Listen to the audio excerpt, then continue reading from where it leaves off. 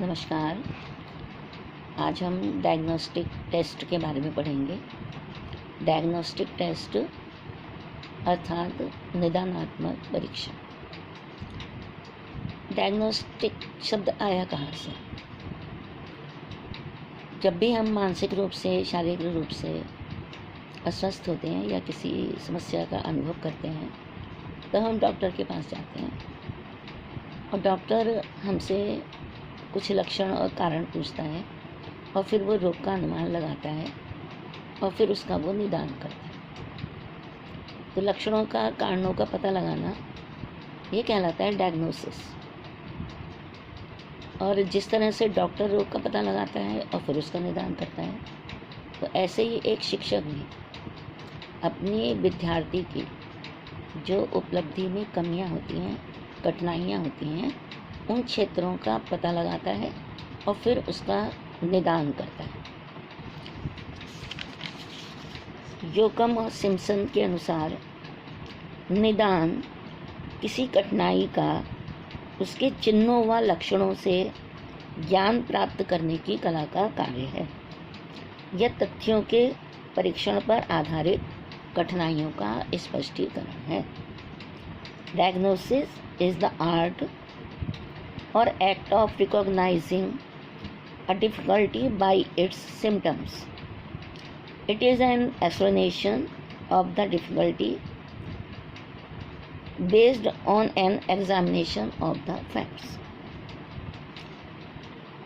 Good एंड ब्राफी कहते हैं, निदानात्मक शिक्षण अधिगम में विद्यार्थियों की कठिनाइयों के विशिष्ट स्वरूप का निदान करने के लिए उनके उत्तरों की सावधानी से जांच करने की प्रक्रिया का उल्लेख करता है।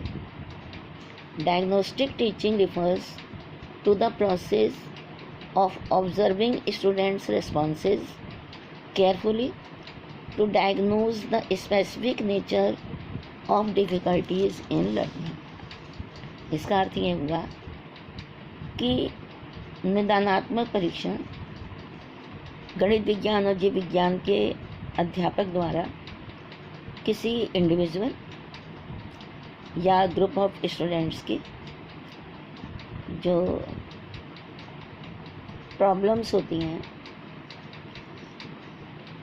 और जो बिहेवियरल समस्याएं आती हैं, उनकी प्रकृति और कारणों को ज्ञात करने के लिए किया जाता है। और उसके उपरांत एक ऐसे रेमेडियल प्रोग्राम को तैयार करना, उपचारात्मक कार्यक्रम को तैयार करना, जिससे उन्हें उन कठिनाइयों तथा समस्याओं से मुक्त होने में उचित सहायता प्रदान की जा सके। तो हम कह सकते हैं कि जो डायग्नोस्टिक टेस्ट हैं, उसके जो उद्देश्य है वो अध्यापक को अपनी टीचिंग प्रोसेस में सुधार करने के लिए, मूल्यांकन की प्रक्रिया को, एवल्यूएशन, प्रोसेस ऑफ एवल्यूएशन को और अधिक प्रभावशाली बनाने के लिए, इफ़ेक्टिव बनाने के लिए, और टीचिंग लर्निंग जो एटमॉस्फेयर है, परिस्थितियां हैं, उनको प्रभावशाली बनाने के लिए, और रेमेडियल टीचिंग की व्यवस्था करने के लिए, विद्यार्थियों के अपने विषय से संबंधित कठिनाइयों का पता लगाने के लिए, और फिर उसके आधार पर अभिभावकों और अन्य साथी शिक्षकों को उसकी जानकारी प्रदान करने के लिए और उन विद्यार्थियों को व्यावसायिक निर्देशन प्रदान करने के लिए निदानात्मक परीक्षण का उद्देश्य होता है। इसके जो कैरेक्टरिस्टिक्स हैं वे ये हैं कि सबसे पहली बात तो ये ऑब्जेक्टिवली उसके छात्र का प्रगति का विवरण प्रस्तुत करती है ये परीक्षाएं, और इनकी कोई सीमा नहीं है। ये इनका टाइम ड्यूरेशन शॉर्ट भी हो सकता है और बड़ा भी हो सकता है, क्योंकि डिपेंड करता है कि स्टूडेंट्स की प्रॉब्लम है क्या उसका पता लगाने के लिए। ये परीक्षाएं जो करिकुलम है हमारा, उसका ये एक अंग है। ये आवश्यक है क्योंकि हम चाहते हैं कि हमारे सभी विद्यार्थी प्रगति कर सकें, और अगर कुछ पीछे रह गए हैं तो हमें उनके ऊपर भी ध्यान देना है। तो ये भी हमारे पाठ्यक्रम का ही एक अंग है कि अगर किन्हीं बच्चों के सामने कोई अधिगम संबंधी कठिनाइयाँ आती हैं तो हम उनको दूर करने का प्रयास करें। और ये जो टेस्ट होते हैं, इनके अंकों का कोई विशेष महत्व नहीं होता। इसका महत्व केवल इस बात के लिए है कि हम कारणों का पता लगा सकें। ब्रुकनर तथा मेल्वी कहते हैं कि निदानात्मक परीक्षाओं का प्रमुख उद्देश्य किसी विषय वस्तु में बालक की विशिष्ट कमजोरियों को प्रकाश में लाना है, जिससे कमजोरी के कारणों की छानबीन कर सुधार हेतु उपचारात्मक कदम उठाए जा सकें। इसका डायग्नोस्टिक टेस्ट को कंस्ट्रक्शन कैसे करेंगे? सबसे पहले तो हम अधिगम कठिनाइयों और कमजोरियों से संबंधित क्षेत्रों का पता लगाएंगे। To have acquaintance with the area of weakness और learning difficulties। इसका पता कैसे लगेगा? सबसे पहले तो जो बच्चों का अचीवमेंट टेस्ट में उनके मार्क्स आए हैं, जो उनकी परफॉर्मेंस है, क्लास वर्क वो किस प्रकार करते हैं, उनका एक्सरसाइज वर्क कैसा है, उसमें वो कितने गलतियां करते हैं, कितने संशोधन की आवश्यकता पड़ती है, क्लास के अंदर जो क्वेश्चनिंग और क्वेश्चन आंसर की प्रोसेस होती है, उसमें बच्चे कितना भाग ले पाते हैं, कितने प्रश्नों के उत्तर दे पाते हैं, जो बच्चों को होम असाइनमेंट दिया जाता है उनको वो करके लाते हैं अथवा नहीं, वहाँ उन्हें कौन कौन सी समस्याएं आती हैं, और उन विद्यार्थियों का, उन स्टूडेंट्स का क्लास में बिहेवियर कैसा है। ये सारी चीज़ें जब शिक्षक के इन सब का वो रिकॉर्ड रखता है अपने पास में, और ये पता लगाता है कि कौन से क्षेत्र हैं जिनमें वो कमजोरी का या समस्या का अनुभव कर रहा है। दूसरा, हम क्या करते हैं टेस्ट बनाने से पहले, दूसरी बात कि जो हमारा डिफ़िकल्टी एरिया है उसको सीमित कर लेते हैं, लिमिटिंग द डिफ़िकल्टी एरिया, क्योंकि हमें तो उसकी समस्या को दूर करना है, उसकी भी, और अगर समूह में अन्य बच्चों की हैं तो उनकी भी।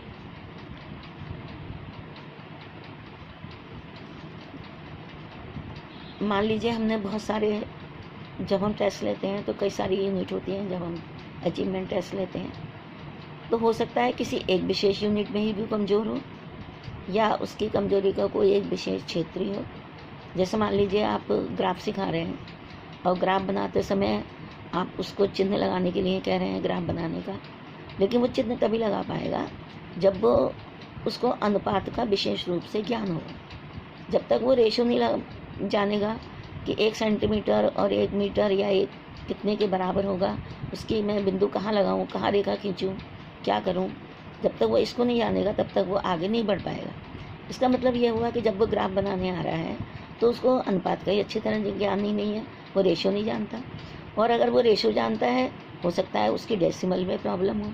तो ऐसी स्थिति में हमें पहले ये देखना पड़ेगा कि हम कौन सा क्षेत्र है जो विशेष रूप में जहाँ वो कमजोरी का अनुभव कर रहा है, तो हम उसी का पता लगाएं।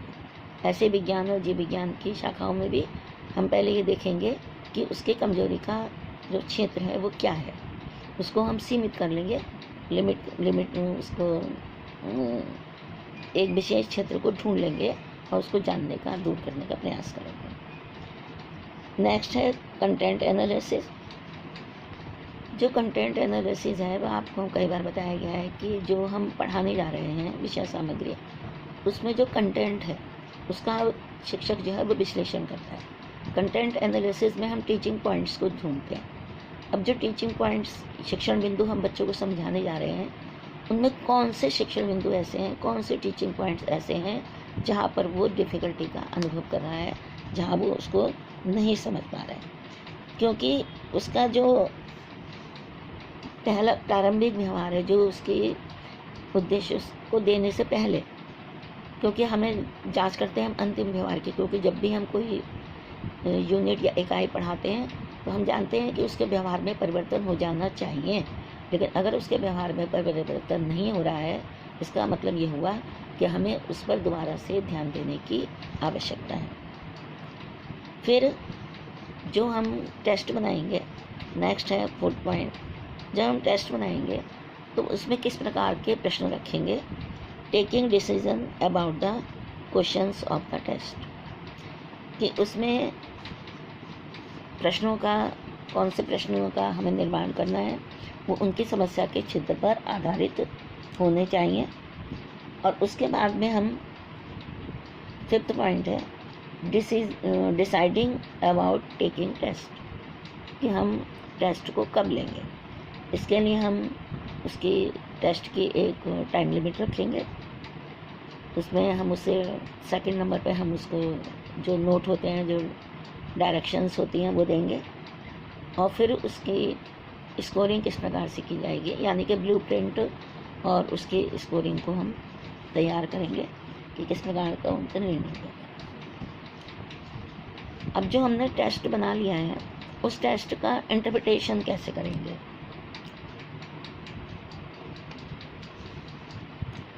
सबसे पहली बात कि जिस समय हम बच्चों का टेस्ट लें, उस समय जो उसके निर्देश हैं वो अच्छी तरीके से समझा देने चाहिए। आपने देखा होगा पेपर जब आपका आता है तो पेपर में ऊपर नोट दिया हुआ होता है कि ये प्रश्न पत्र है, इसके 2 भाग हैं। पहले प्रश्न में लघु उत्तर हैं, दूसरे में दीर्घ उत्तर हैं, उनके इतने नंबर हैं, ये वो।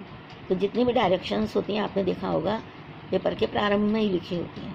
लेकिन केवल हमें लिखनी ही नहीं है, हमें उन्हें बच्चों को पढ़ के ठीक प्रकार से समझाना भी है, जिससे वो उसे भली प्रकार से कर सके। और जब वो अपना पेपर कर लेते हैं तो पहले आप देख लें कि उन्होंने भली प्रकार से अपने उस पेपर को कर लिया है अथवा नहीं। अपने उत्तर पत्रों की जांच कर लें कि सभी ने दे दिए हैं या नहीं। फिर उनकी जो उत्तर हैं उनके लिए आप स्कोरिंग की सहायता लेंगे, जिससे कि वो जल्दी चेक किए जा सके और जल्दी उसका परिणाम ज्ञात किया जा सके। और फिर जब उसकी स्कोरिंग हो जाएगी तो उसके आधार पर आप बच्चों के लिए उपचारात्मक शिक्षण का कार्यक्रम तैयार करेंगे। अब इस टेस्ट को लेते समय हमें प्रिकॉशंस क्या क्या रखनी है। सबसे पहली बात कि जो विषय का अध्यापक है उसी को अपना टेस्ट तैयार करना चाहिए। कुछ लोग तो कहते हैं कि ये स्टैंडर्डाइज्ड टेस्ट होते हैं, लेकिन ये स्टैंडर्डाइज्ड तभी हो सकते हैं जबकि किसी एक विशेष कमी का पता लगाना है। लेकिन हमारी कक्षा में तो विद्यार्थी अलग अलग तरह के हैं, अलग अलग तरह की उनकी समस्याएं हैं, उनका हमें पता लगाना है। तो ये तो टीचर को ही पता है, शिक्षक ही स्वयं जानता है कि किसी छात्र की क्या कठिनाई है और उसको मुझे किस प्रकार दूर करना है, उसके कारणों का पता मुझे किस प्रकार से लगाना है। तो इसका जो टेस्ट है, ये टेस्ट खुद अध्यापक को स्वयं तैयार करना चाहिए, किसी अन्य से नहीं तैयार कराना चाहिए। और जो हम पढ़ाते हैं उस समय हमें जो कहेंगे, जो कठिन शब्द हैं, कठिन से कठिन शब्दों का प्रयोग नहीं करना चाहिए। वो इस प्रकार से हम उनको पढ़ाएं कि जो सरल भाषा में उनकी समझ में आ जाए। कई बार हम अपने शिक्षण को प्रभावशाली बनाने के लिए ऐसे जटिल शब्दों का प्रयोग कर लेते हैं जो कि छात्रों की समझ के बाहर होते हैं। तो ऐसे में जब हम छात्रों के सामने कोई व्याख्या प्रस्तुत करें या अपना कोई क्रिया करें तो उस समय हम ध्यान रखें कि उसमें सरलतम भाषा का प्रयोग किया जाए जो कि छात्रों की समझ में आ जाए। जो उनकी कठिनाई है, प्रॉब्लम है, उसके अनुसार ही परीक्षण का निर्माण करें, उसके अतिरिक्त नहीं। यानी कि जो अगर समस्या जिस क्षेत्र की है उसी से संबंधित प्रश्नों का निर्माण किया जाना चाहिए, और उनकी जो उत्तर हैं जब उनके आंसर्स को आप चेक करें तो बहुत ही आराम से करें, और छात्रों के अंदर जो कमियां हैं उनको स्पष्ट रूप से बताएं, उनको बताने में कोई भी संकोच ना करें। और ये भी ध्यान रखें कि जब बच्चे को आप संशोधन कार्य कराएं या उनके अंदर जो आपने सुधार कराना चाह रहे हैं वो कराएं, तो आप ये ध्यान रखें कि बच्चे उस कार्य को दोबारा से वो गलती ना करें, उस गलती को बार बार ना दोहराएं। और